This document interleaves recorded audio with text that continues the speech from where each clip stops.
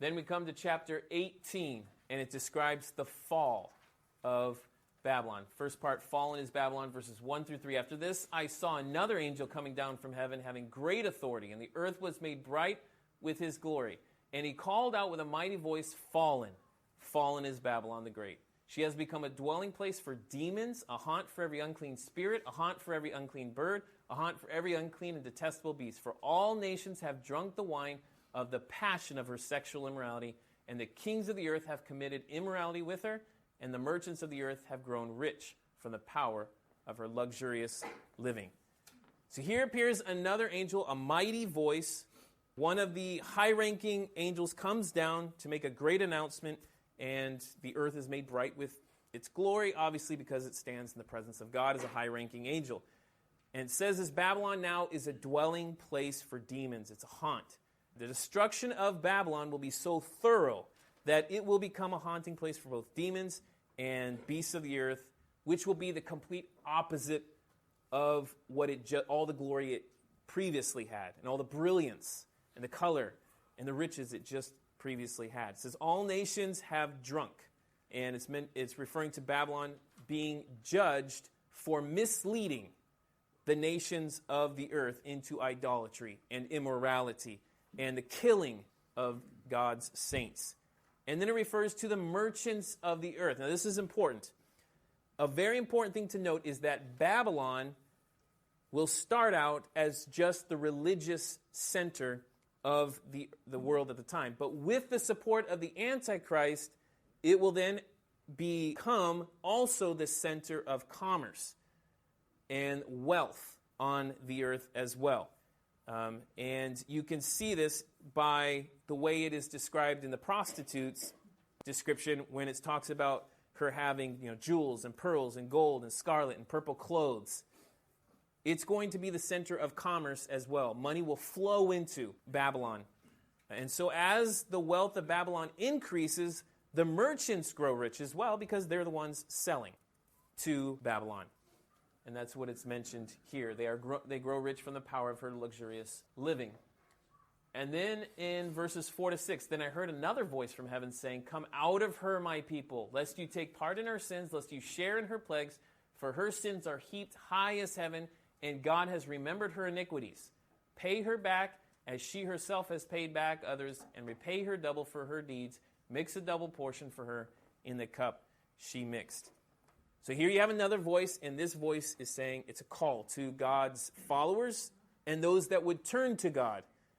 Come out, separate yourself from the city of Babylon so that you are not tempted to sin and also incur the judgment and punishment that is coming on her very soon. It says her sins are heaped high as heaven. The wickedness and the evil that will take place in this city and because of this city in the future is unlike anything we have ever seen. Worse than we've ever experienced here on this earth. And then this angel speaks to God saying, pay her back for her mistreatment of the saints. And it says, pay her double for her deeds. Literally, it's saying in the Greek, you double the double deeds. In other words, Babylon should be punished in double measure because what she did is doubly bad and horrible. And then it says, mix a double portion for her in the cup she mixed. In other words, let the people of Babylon get a double taste of the pain that she caused others. That's what it appears to be saying. Then in verses 7 and 8, it says, as she glorified herself and lived in luxury, so give her a like measure of torment and mourning, since in her heart she says, I sit as a queen. I am no widow, and mourning I shall never see. For this reason, her plagues will come in a single day. Death and mourning and famine, and she will be burned up with fire, for mighty is the Lord God who has judged her. It says she glorified herself, she lived in luxury, and she says, mourning I shall never see. Weeping I shall never see.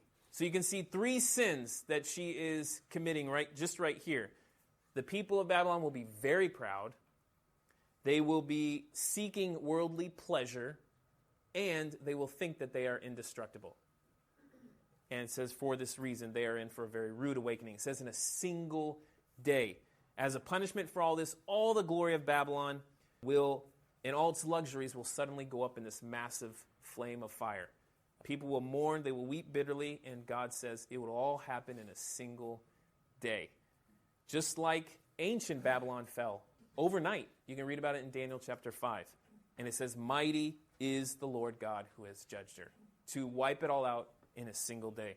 In verses 9 through 13, talk about the kings and merchants. It says, and the kings of the earth who committed sexual immorality and lived in luxury with her will weep and wail over her when they see the smoke of her burning.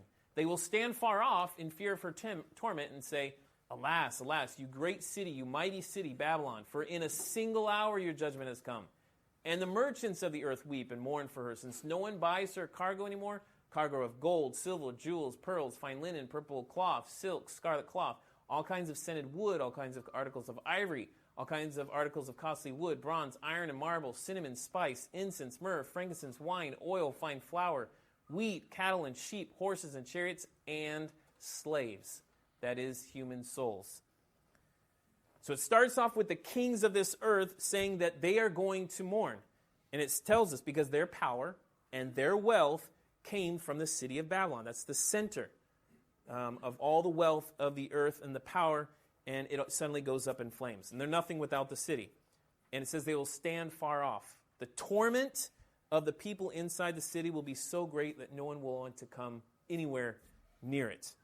And it refers to the merchants of the earth. They will also mourn because now there's no one to buy their goods.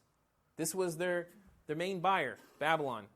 And so they will also mourn because the financial system, the economic system of the world will be devastated. There'll be no time for preparation for this.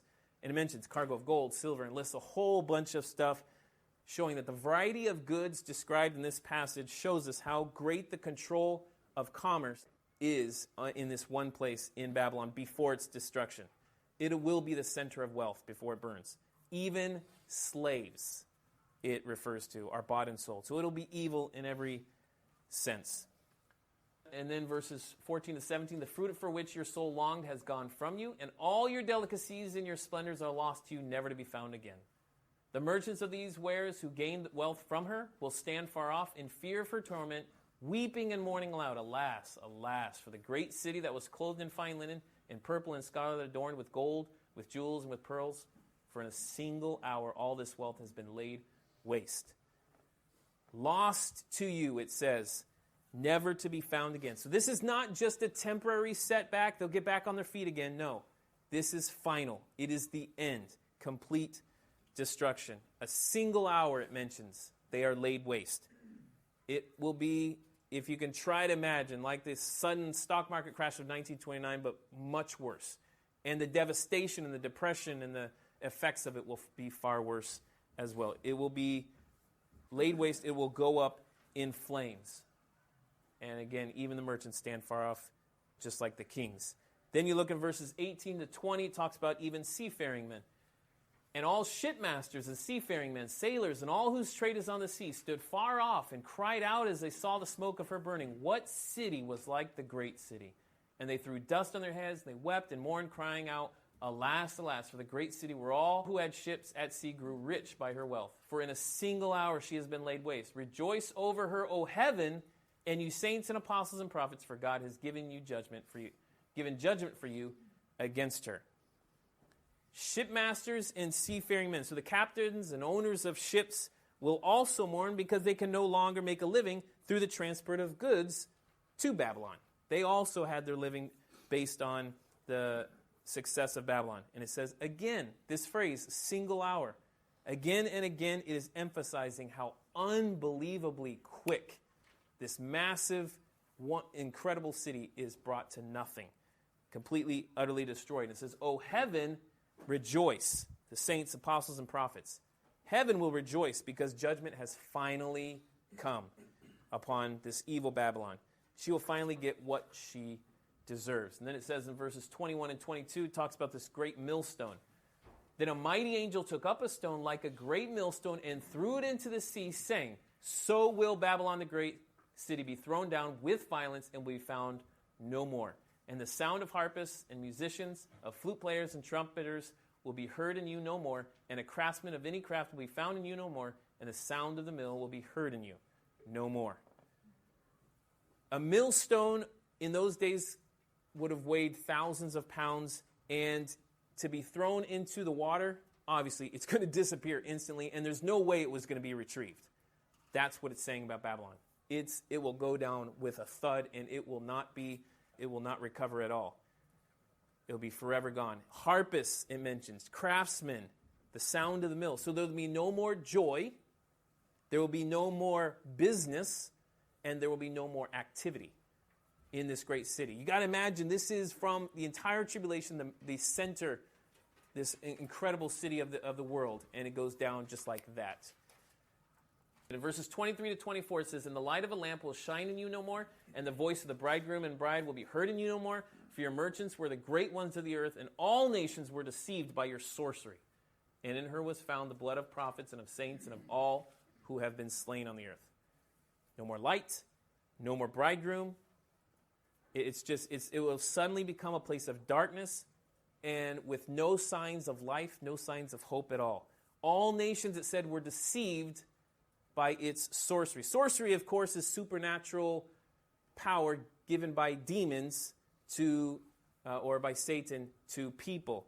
And so it is because of demonic power through the false prophet and Antichrist that the world is deceived into following this system and false religion. It says, blood of prophets and saints and all who have been slain on the earth. So much bloodshed against God's people will happen not only during the tribulation, but has happened throughout history. Babylon has always been a place, a city against God's people, and now they will finally be punished.